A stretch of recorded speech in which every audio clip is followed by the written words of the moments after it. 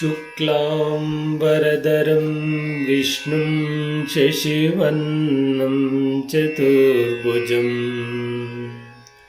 प्रसन्नवदनं ध्यायेत् सर्वविघ्नोपशान्तये। अगजाननपद्मार्कं गजाननमहर्निशम् अनेकदं तं भक्तानाम् एकदन्तमुपास्महे। ॐ भूर्भुवस्वः तत्सवितुर्वरेण्यं भर्गो देवस्य धीमहि धियो यो न प्रचोदयात्।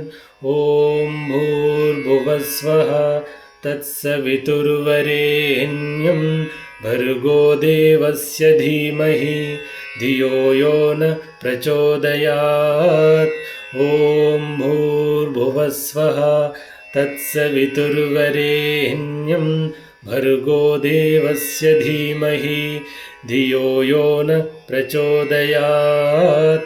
ॐ भूर्भुवस्वः तत्सवितुर्वरेण्यं भर्गो देवस्य धीमहि धियो यो न प्रचोदयात्। ॐ भूर्भुवस्वः तत्सवितुर्वरेण्यं भर्गो देवस्य धीमहि धियो यो न प्रचोदयात्। ॐ भूर्भुवस्वः तत्सवितुर्वरेण्यं भर्गो देवस्य धीमहि धियो यो न प्रचोदयात्। ॐ भूर्भुवस्वः तत्सवितुर्वरेण्यं भर्गो देवस्य धीमहि धियो यो न प्रचोदयात्।